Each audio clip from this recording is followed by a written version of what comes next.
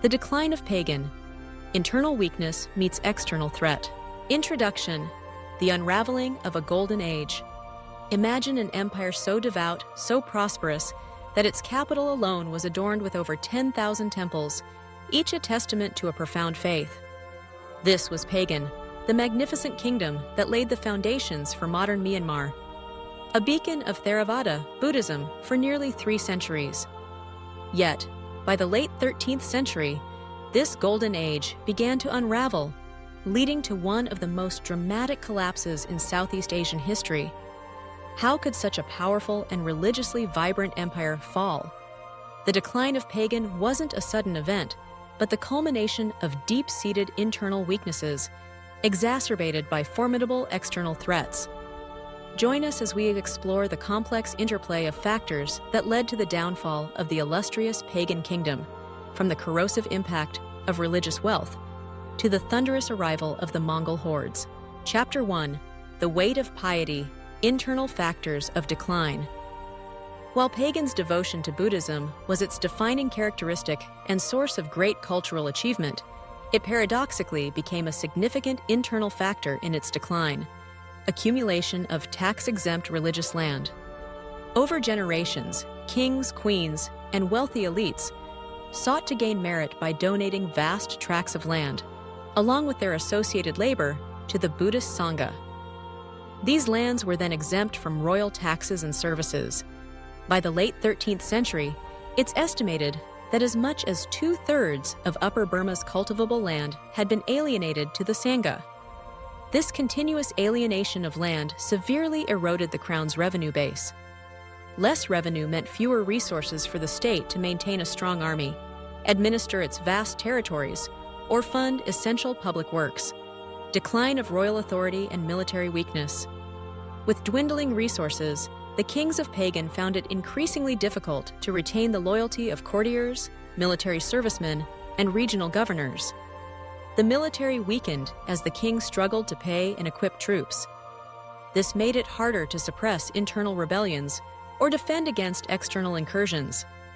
Powerful regional lords and princes began to assert greater autonomy, further fragmenting central authority, succession crises, and internal strife.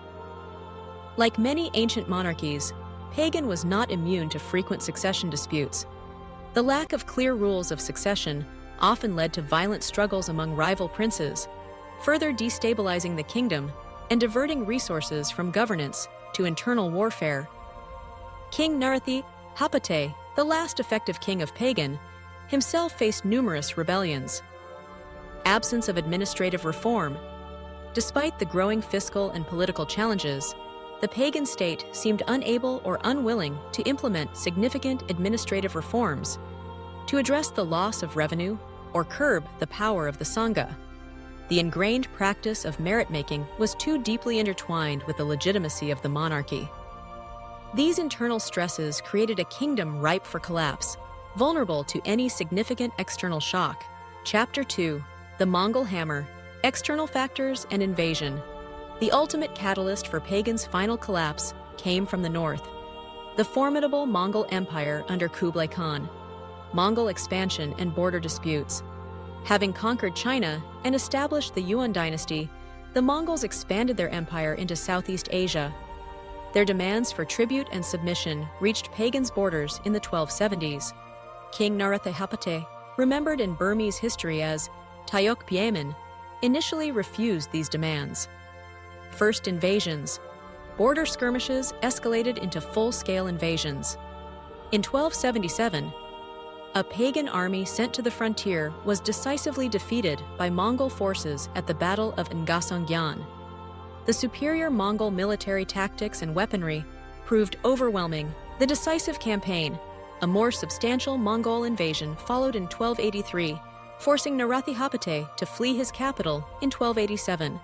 While traditional accounts suggest the Mongols sacked Pagan city, recent scholarship indicates that the main Mongol force might not have reached the capital itself. Instead, their advance devastated the northern parts of the kingdom, effectively paralyzing Pagan's central government and cutting off its vital northern granaries. Disintegration and power vacuum. The flight of the king and the Mongol pressure led to a complete breakdown of central authority.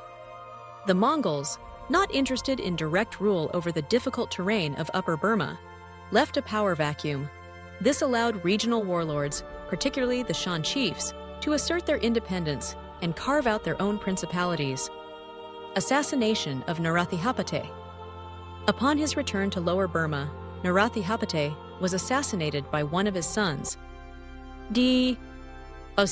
marking the definitive end of the Pagan dynasty's effective rule.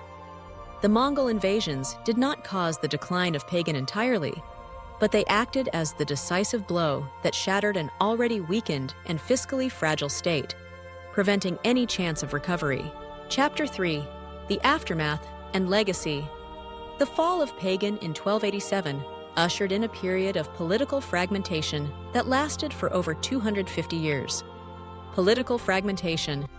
Upper Burma was divided among several Shan states, with the Main Yinsing Kingdom eventually emerging as a dominant power, founded by three brothers who had defended Pagan against the Mongols.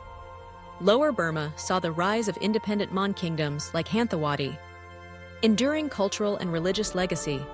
Despite the political collapse, Pagan's most profound legacy endured: Theravada Buddhism and the Burmese language and culture. The faith, deeply entrenched during Pagan's golden age, continued to thrive at the village level and among the people. Later Burmese kingdoms, like Ava and Toungoo, would look back to Pagan as a classical model and consciously revive its traditions, language, and Buddhist learning, thereby building upon its foundations. The thousands of temples at Bagan, though damaged by time and earthquakes, stand as a permanent testament to the fervent religious devotion and artistic brilliance of the Pagan era. Conclusion: Lessons from the fall. The decline of Pagan serves as a powerful historical lesson.